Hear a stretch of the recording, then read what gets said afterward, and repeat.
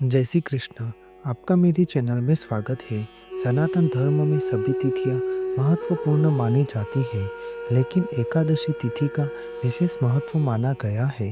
सफला एकादशी तो अपने नाम के अनुसार ही भक्तों के सभी कार्यों को सफल एवं पूर्ण करने वाली एकादशी मानी जाती है। यह एकादशी पौष माह कृष्ण पक्ष की सफला एकादशी के रूप में मनाई जाती है। इस साल यह तिथि 26 दिसंबर 2024 के दिन मनाई जाएगी।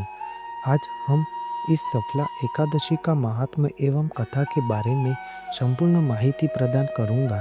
प्रत्येक माह में 2 एकादशी की तिथि आती है, एक शुक्ल पक्ष में और एक कृष्ण पक्ष में एकादशी आती है। इस तरह से पूरे साल की मिलाकर 24 एकादशी की तिथियां होती है। प्रत्येक एकादशी तिथि श्री हरि भगवान विष्णु को समर्पित है। इस दिन पूरे विधि विधान से भगवान विष्णु की पूजा अर्चना की जाती है। माह और तिथि के आधार पर प्रत्येक एकादशी का अलग अलग महत्व होता है।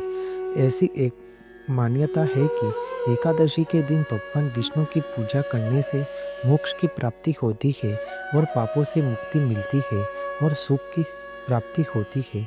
पौराणिक धर्म ग्रंथों में इस सफला एकादशी के बारे में कहा गया है कि हजारों वर्षों तक तपस्या करने से जिस पुण्य फल की प्राप्ति होती है, वह पुण्य भक्ति पूर्वक रात्रि जागरण सहित सफला एकादशी का व्रत करने से मिलती है। इस दिन मंदिर एवं तुलसी के नीचे दीपदान करने का भी बहुत महत्व बताया गया है। तुलसी जी के सामने बैठकर विष्णु सहस्त्र नाम का पाठ करने से अधिक पुण्य की प्राप्ति होती है।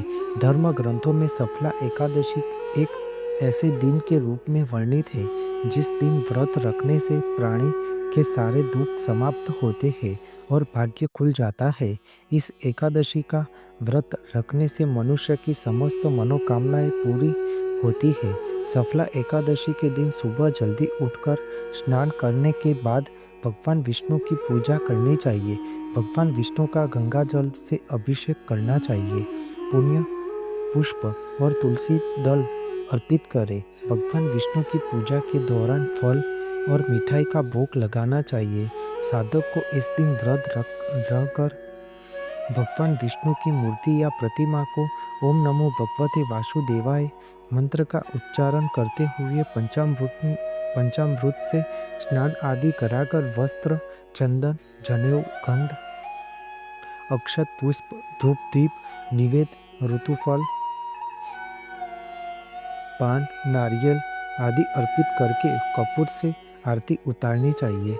रात के समय जागरण करके यदि व्रत का पालन किया जाए तो यह बहुत ही उत्तम फलदायी माना जाता है।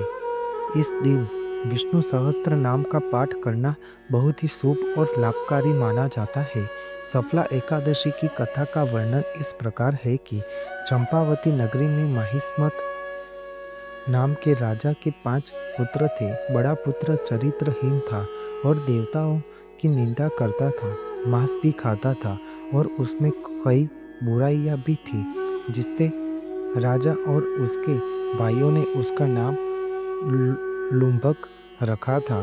इसके बाद उसके भाइयों ने उसे राज्य से बाहर निकाल दिया। इसके बाद भी वह नहीं माना और उसने अपने ही नगर को लूट लिया।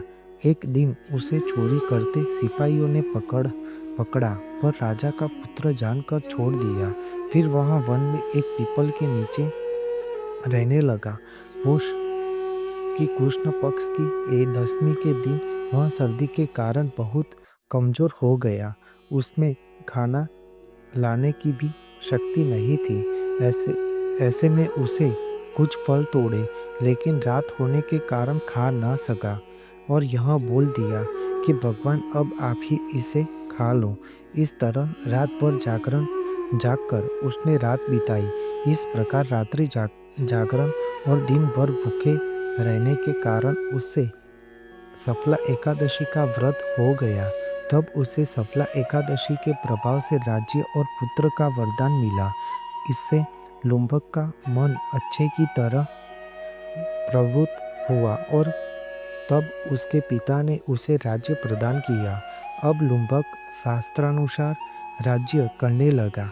उस उसके स्त्री पुत्र आदि सारा कुटुंब श्री हरि भगवान नारायण का परम भक्त हो गया। वृद्ध होने पर वह भी अपने पुत्र को राज्य का भार सौंपकर वन में तपस्या करने चला गया और अंत समय में वैकुंठ को प्राप्त हुआ। इसलिए सफला एकादशी व्रत से वह भी अच्छा जीवन जीने में सफल हुआ। इस सफला एकादशी का व्रत रखने से व्यक्ति की सारी इच्छाएं पूरी होती है। अंत जो मनुष्य इस परम परम पवित्र सफला एकादशी का व्रत करता है उसे अंत में मुक्ति मिलती है। बोलो भगवान श्री हरि विष्णु जी की जय। आपको मेरी यह माहिती अच्छी लगी हो तो मेरे चैनल को लाइक शेयर कमेंट सब्सक्राइब करें और बेल आइकन को दबाना ना भूलें। जय स्वामीनारायण।